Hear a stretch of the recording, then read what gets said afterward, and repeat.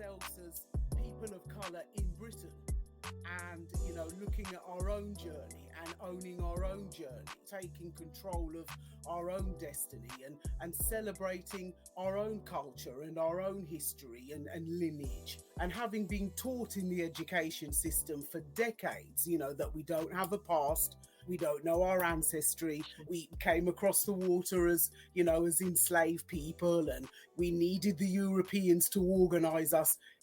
Now we in Britain, people of color, we've come a long way from that, and we're networking and forming our own organizations, and you've got individuals like myself who are really taking on the norm and questioning things and challenging that norm, and really delivering content in a completely different and completely new way.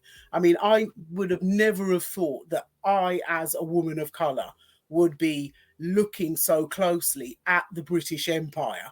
And just in my learning journey, because that's all it really is. I had a passion for history, and I had a passion and an interest in learning more about Britain's colonial past and unearthing stories that were hidden, or stories that had never been told. And the whole focus of the stories in the podcast was just to get young people and to get lovers of history to really look at achieving some sense of a balance of perspective in how we look at the past, and how we teach it in schools and how we learn about it. Wow. Well, at least in the UK, you guys teaching history. They've taken a lot of history out of the classrooms here in the States. They no longer offer social studies as a class here. So it's just like they constantly don't want us to know the truth. And if parents, in a lot of our cases, in a lot of the Brown families, if you don't know your history and you're not sharing it with your kids, they're going to lack. And I tell you, a lot of us have waken up, and we realize that our history is much deeper than what they've been sharing in a lot of these books. Everything has been seen and portrayed in their eyes. But a lot of us, and I'm thankful, like you say, for people like yourself and individuals here in the States that are like me, that are being a voice for those that think that they don't have a voice, giving the kids the opportunity. I wouldn't be doing any of the stuff that I'm doing right now if it had not been for 30 young kids, ages 4 to I think it was at that time, I want to say 15, 4 to 15. Those 30 kids changed my life in 2016. If it had not been for those kids, I wouldn't be doing half of the stuff that I'm doing right now. It's because those kids told me that they did not want to be a part of a summer program that was just like school. They said, this is boring. This is just like school. I don't want to come. They hated to come there in the morning time. They fuss, they fight. They didn't want to get out the car with their parents. But 2 weeks into the program, the kids didn't want to go home. Parents were having to stay over and tell their kids, come on, I gotta go pick up so and so. We gotta go, we can't hang around. Kids starting to want to go home with Miss Angela. But I got it. I realized that these babies wanted to see more than what was being portrayed in the books that they were giving our kids.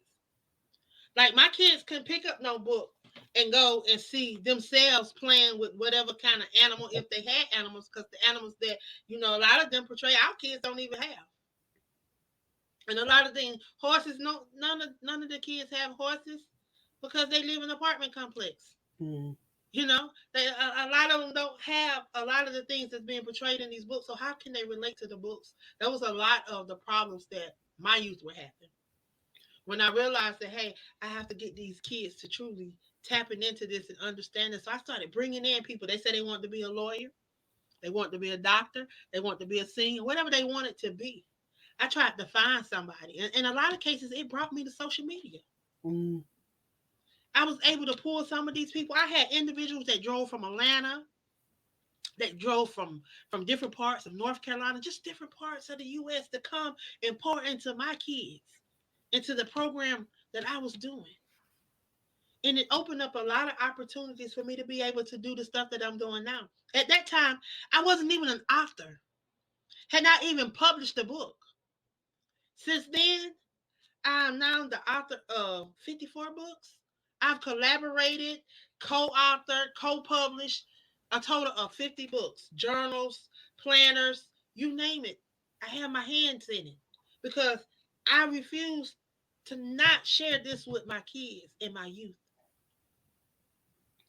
It's our duty to help those coming behind us, whether we see the change or not. Mm. We have to help those coming behind us. How would they see the greater works if we don't share those greater works? Absolutely. And what you just said there, those coming behind us, because the found that what we're doing now, we may not see the growth and benefits of it until after we are gone. But at the same time, we know that it's all been worth it. And I feel that we are kindred spirits in a lot of ways, because both of us have been inspired by the children and the young people that we have worked with over the years. And quite rightly, as you said, when we don't see ourselves in around us, when we don't see ourselves reflected positively in the world around us, we don't see what the relevance is, we don't see our relevance, we don't see our contributions. It's a bleak place, and it does lead to disaffectedness, it leads to a lack of motivation, and it leads people down a road where they just feel despair and just despondent, and they just feel, well, what's the point? I don't know what my place in life is. But I think you've made such a succinct and such a good point in trying to join dots and make connections with the real world and with real life, and trying to use those real life contexts to encourage young people to understand where they come from, to own and to celebrate their past, and to lay hold and fully understand and claim quite proudly their identity. So I salute you. Wow, I salute you. I really want you to share these amazing books. See, I know everybody probably keep wondering why I keep glancing down, but I can't stop looking at. I was looking at the article of you inside of the magazine, and I just have to salute you. I have to. I love to give honor where honor's due, and I thank you for what you're doing and for impacting lives. You definitely have tapped into your power. See, a lot of us, we don't realize the power that we possess and what we sit on. But you position yourself to be an overcomer. You said you wanted to go out here and you wanted people to see.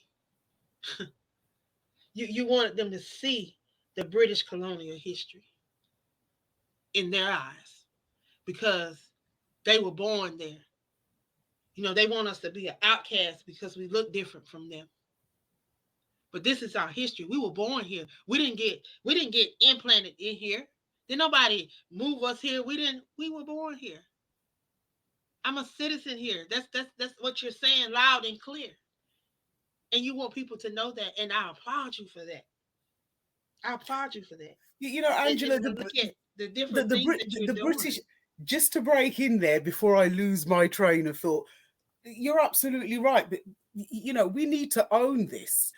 When I first started writing, doing my research and studying and for the stories, the British Empire. Well, I mean, we have a history curriculum in our country, and now it is moving towards a direction where diversity within our history curriculum and within our history is becoming more and more mandatory.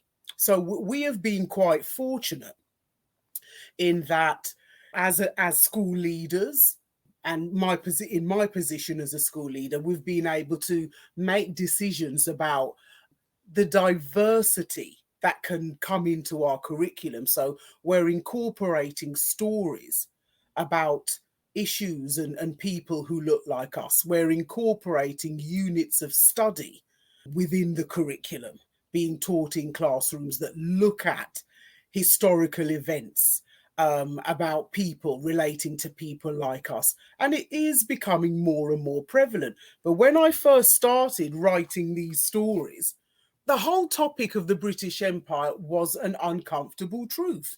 It was something that nobody wanted to talk about.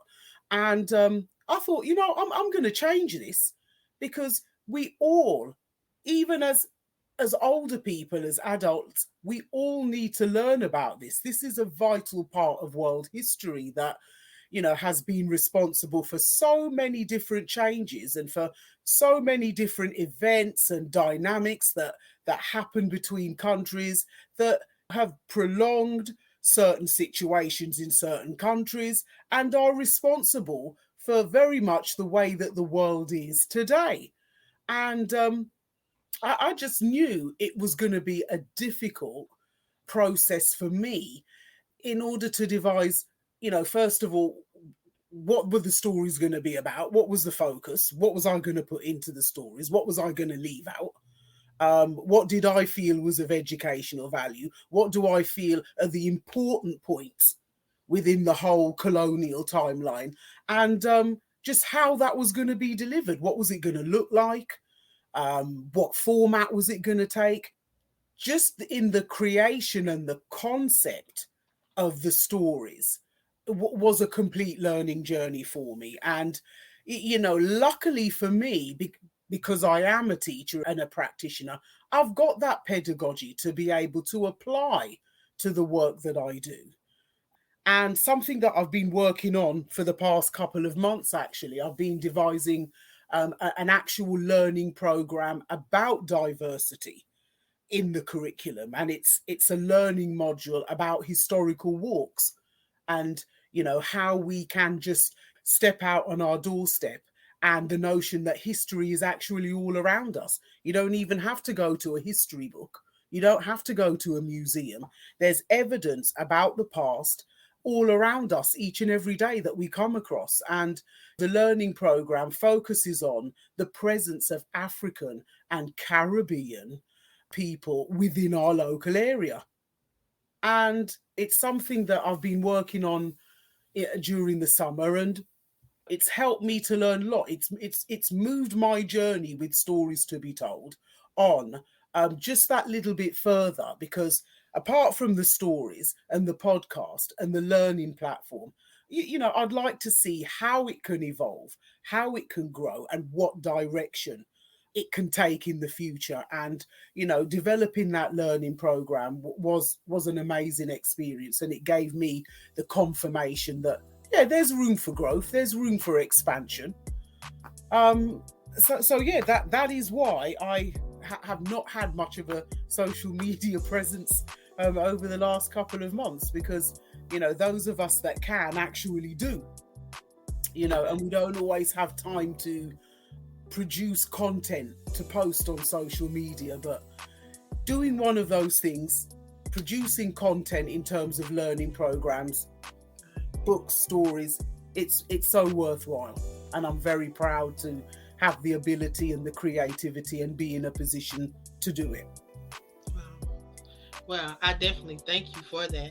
And then, a lot of us sometimes we are busy doing a lot. We can't keep up with everything, but we appreciate the things that are being done that we can keep up with. So one of the things that I truly pride myself on is being able to do these podcasts. Like you heading into your third season.